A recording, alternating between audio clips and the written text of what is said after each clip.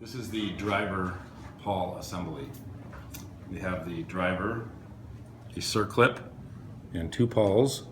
You will need a small flat blade screwdriver and Castrol CLS00 grease.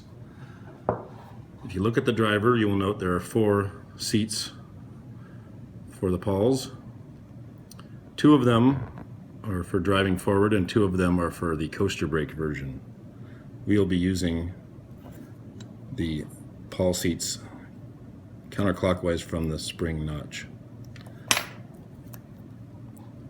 So insert the spring with the gap at the notch.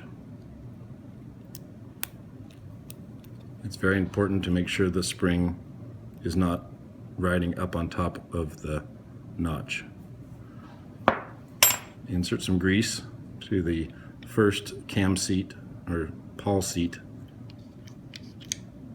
counterclockwise from the notch, and then the one right opposite it.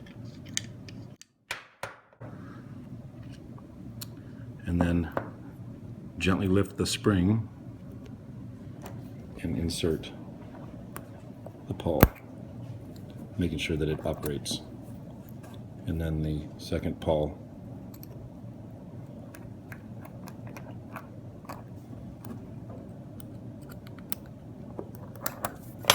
And if you notice, if you rotate the carrier clockwise, the pawls are facing forward and would engage the hub. And then you're done.